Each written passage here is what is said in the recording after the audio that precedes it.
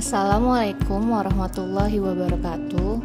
Salam sehat untuk kita semua. Di video kali ini saya akan menjelaskan tentang manajemen ASN, pelayanan publik, dan whole of government. Yuk langsung aja kita mulai.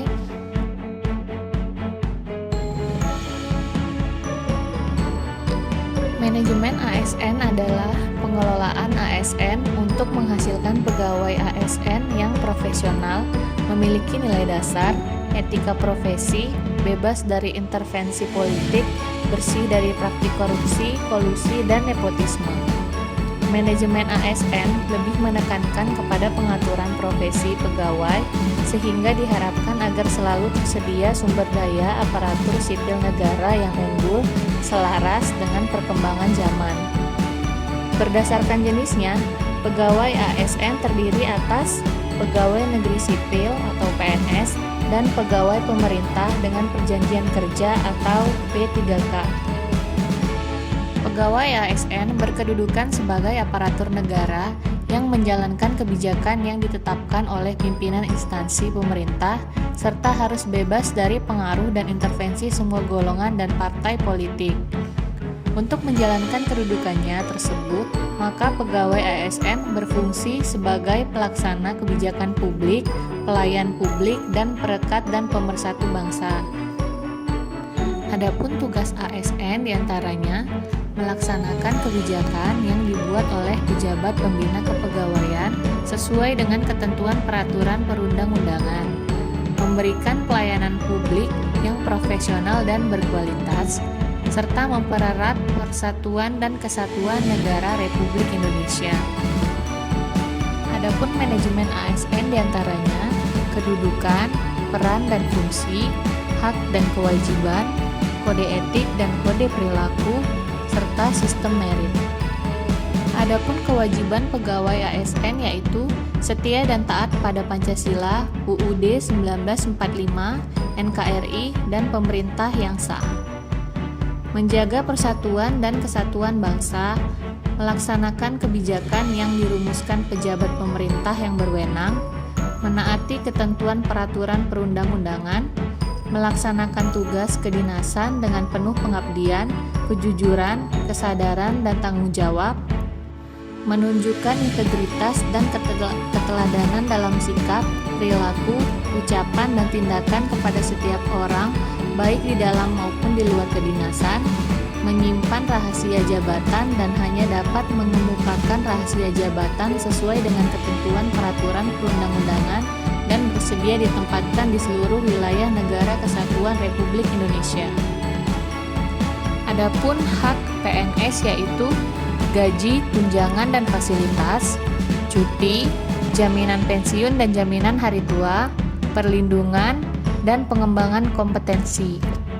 Sedangkan hak dari P3K yaitu gaji dan tunjangan, cuti, perlindungan, dan pengembangan kompetensi. Adapun fungsi kode etik ASN yaitu sebagai pedoman, panduan birokrasi publik atau aparatur sipil negara dalam menjalankan tugas dan kewenangan agar tindakannya dinilai baik. Sebagai standar penilaian sifat, perilaku, dan tindakan birokrasi publik atau aparatur sipil negara dalam menjalankan tugas dan kewenangannya. Serta etika birokrasi penting sebagai panduan norma bagi aparat birokrasi.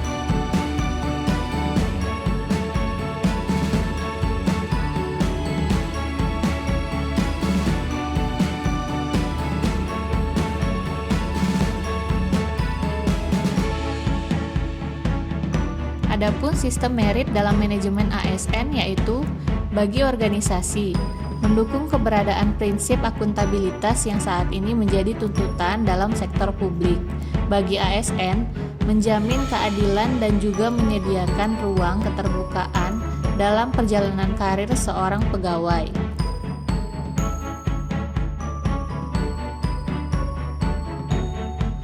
Pelayanan publik. Pelayanan publik adalah kegiatan atau rangkaian kegiatan dalam rangka pemenuhan kebutuhan pelayanan sesuai dengan peraturan perundang-undangan bagi setiap warga negara dan penduduk atas barang, jasa, atau pelayanan administratif yang disediakan oleh penyelenggara pelayanan publik.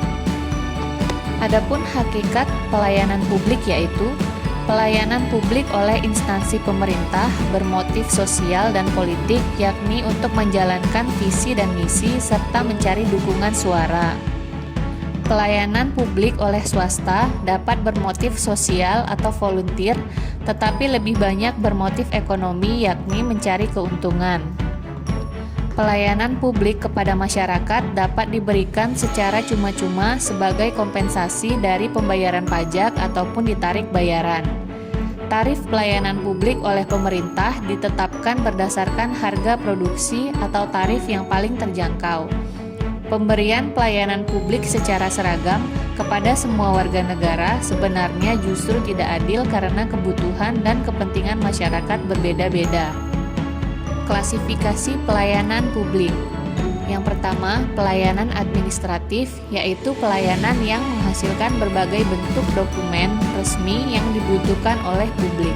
Yang kedua, pelayanan barang, yaitu pelayanan yang menghasilkan berbagai bentuk atau jenis barang yang digunakan oleh publik.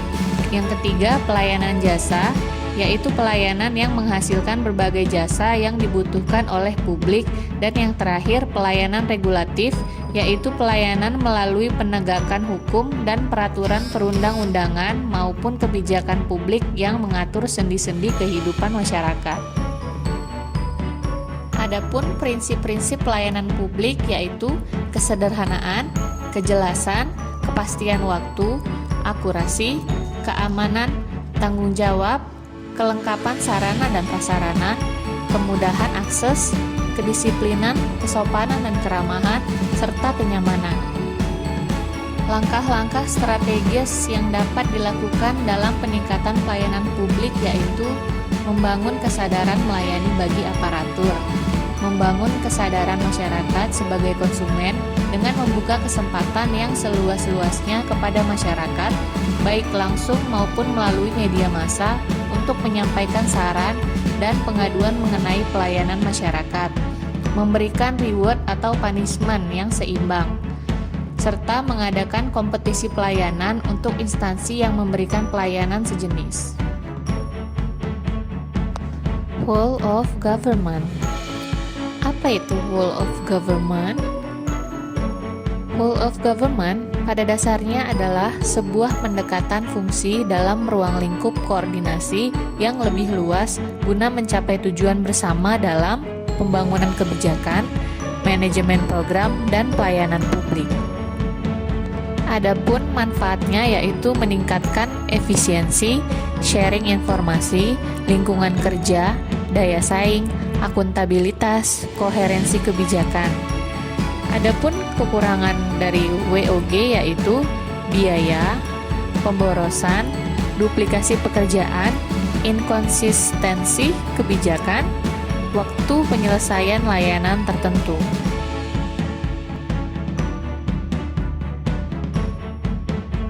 Adapun penerapan WOG dalam pelayanan terintegrasi.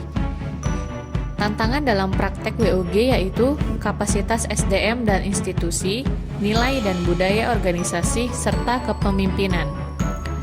Penguatan koordinasi antar lembaga, yaitu membentuk lembaga koordinasi khusus, membentuk gugus tugas, dan koalisi-koalisi sosial. Berikut adalah tantangan whole of government. Adapun kekurangannya yaitu butuh waktu lama, mahal, tidak selalu cocok, dan sulit diukur. Sedangkan hambatannya yaitu tujuan tidak jelas, benturan kepentingan dan agenda, prioritas tidak jelas, tingkat pergantian staf tinggi, insentif rendah, ego sektoral antar instansi, dorongan kembali ke cara lama, dan akuntabilitas tidak jelas. Bagaimana cara melaksanakannya? Adapun cara melaksanakan whole of government adalah respon pemerintah yang terintegrasi, menghilangkan sekat sektoral, bekerja sama antar instansi pemerintah, kolaborasi, koordinasi, serta sinergitas. Sekian video kali ini tentang penjelasan manajemen ASN, pelayanan publik, dan whole of government. Tetap jaga kesehatan dan sampai jumpa.